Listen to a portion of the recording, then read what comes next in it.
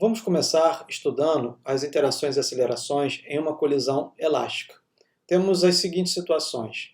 Antes da colisão, o carro 2 está em movimento, o carro 1 em repouso.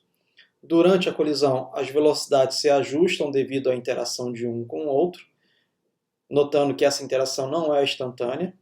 E após a colisão, onde o carro 2 tem uma redução da sua velocidade, e essa velocidade permanece como constante, e o carro 1 tem um aumento da sua velocidade, e essa velocidade também se mantém constante após a colisão. Essa interação pode ser melhor entendida analisando o gráfico da velocidade em metros por segundo pelo tempo em milissegundos. Temos nesse gráfico duas curvas, uma curva para o carro 1 e uma curva para o carro 2.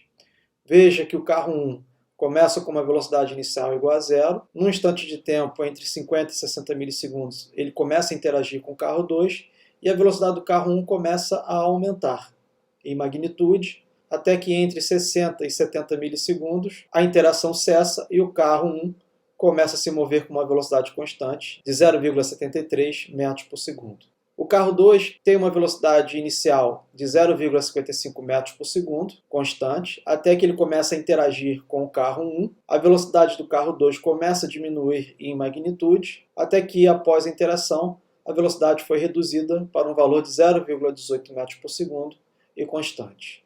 A inércia do carro 1 é de 0,12 kg e a inércia do carro 2 de 0,24 kg. Uma vez que o carro 2 tem uma inércia menor, ele tem uma maior variação da velocidade em relação ao carro 2. Vamos calcular a rapidez relativa. Quero saber a rapidez relativa inicial do carro 2 em relação ao carro 1. Essa rapidez relativa é de 0,55 metros por segundo, que é a velocidade do carro 2, 0,55, menos a velocidade do carro 1, que é igual a zero. A magnitude dessa rapidez relativa está representada pela seta vermelha no nosso gráfico. A rapidez relativa final do carro 2 em relação ao carro 1 também vale 0,55 metros por segundo, que é a velocidade final do carro 2 menos a velocidade inicial do carro 1. Como se trata da rapidez relativa, nós ignoramos o sinal negativo. Então veja que a rapidez relativa não varia nessa colisão elástica. A rapidez relativa final é igual à rapidez relativa inicial. Agora, e durante a colisão, o que acontece com a rapidez relativa? A rapidez relativa do carro 2 em relação ao carro 1, durante a colisão, num instante de tempo de 58 milissegundos, vale 0,40 metros por segundo. E a rapidez relativa num instante de tempo de 62 milissegundos vale 0,30 metros por segundo. Concluímos que a rapidez relativa não é constante durante a colisão elástica. A rapidez relativa varia. Vamos calcular a variação da velocidade. A variação da velocidade do carro 1 é a sua velocidade final, que vale 0,73 metros por segundo, menos a sua velocidade inicial, que vale zero. Então, a variação da velocidade do carro 1 vale 0,73 metros por segundo, que está representado por essa seta orientada azul. A variação da velocidade do carro 2 vale menos 0,37 metros por segundo. A variação da velocidade do carro 2 é a sua velocidade final, que vale 0,18 metros por segundo, menos a sua velocidade inicial, que vale 0,55 metros por segundo. Então, a variação da velocidade do carro 2 é negativa. Isto é representado pela seta orientada de baixo para cima. Afinal, o carro 2 diminui a sua rapidez, e é por isso que a velocidade é negativa. E agora, durante a colisão, a variação da velocidade é constante? Vejamos. No instante de tempo de 55 milissegundos, a variação da velocidade do carro 1 é de aproximadamente 0,70 metros por segundo. E a variação da velocidade do carro 2, no instante de tempo de 65 milissegundos, é de menos 0,35 metros por segundo. Então vemos que a variação da velocidade não é constante durante a colisão. Vejamos aqui algo interessante. A variação da velocidade do carro 1 é 0,73 metros por segundo. E a variação da velocidade do carro 2, menos 0,37 metros por segundo.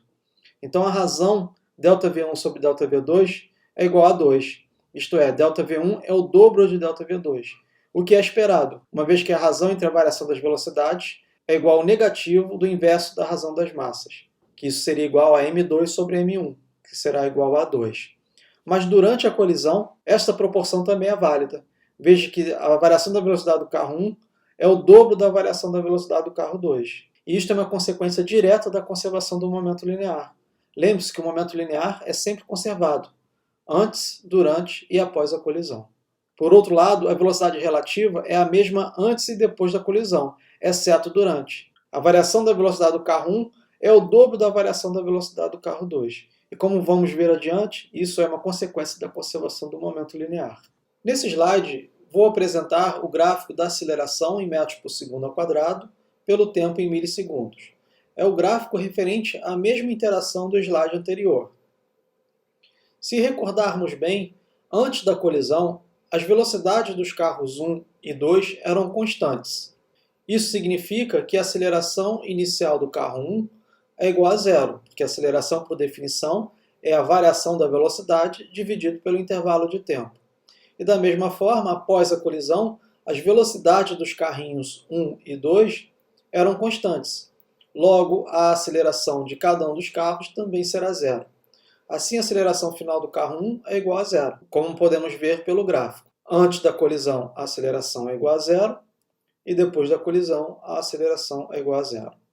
Da mesma forma para o carro 2. A aceleração inicial do carro 2 antes da colisão é zero, e a aceleração final do carro 2 após a colisão também é igual a zero. Mas e durante a interação? Qual é a aceleração de cada carro? Vemos pelo gráfico que a aceleração é diferente de zero na região da interação. Porém, o gráfico da aceleração está um pouco mais relaxado. Veja que a interação começa a surtir efeito em 50 milissegundos e vai até 70 milissegundos.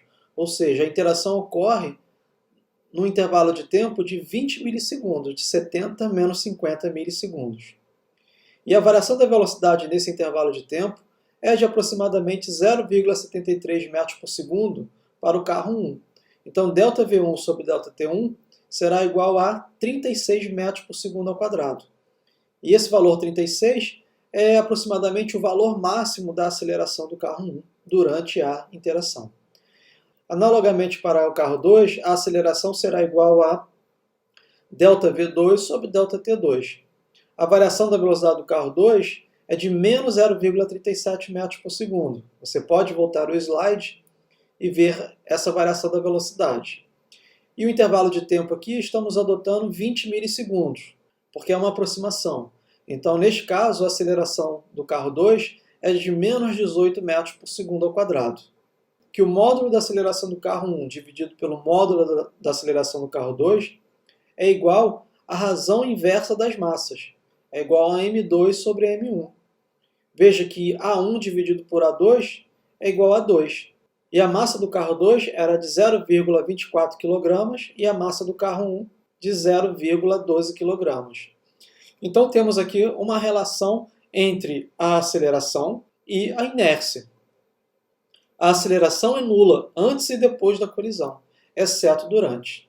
Durante a colisão, a relação entre as acelerações e as massas dos carros é dada por essa expressão. A aceleração do carro 1 é o dobro da aceleração do carro 2 durante a colisão. É o dobro devido à razão entre as inércias. Alcançamos um dos objetivos dessa aula, que é obter uma relação entre aceleração e inércias. Sem interação, as velocidades são constantes. Logo, as acelerações são nulas. A aceleração do carro 1 é igual à aceleração do carro 2, e esses resultados são identicamente iguais a zero antes e depois da colisão. Com alguma interação, o movimento é acelerado. A relação entre a aceleração e a inércia é dada pela expressão. A razão do módulo das acelerações é equivalente à razão inversa das inércias. Isto é, A1 sobre A2 é equivalente a M2 sobre M1. A aceleração é diferente de zero quando se observa alguma interação. Portanto, toda vez que você encontrar um objeto e esse objeto estiver acelerado, é porque ele está interagindo com algum outro objeto. Esta é a principal conclusão até agora. Objetos aceleram porque estão interagindo com outros objetos. E isto está relacionado à parte 1 da aula 7, quando eu falei sobre o movimento natural, que era o repouso ou o movimento retilíneo, e o movimento forçado, que era aquele onde os objetos tinham uma variação da velocidade.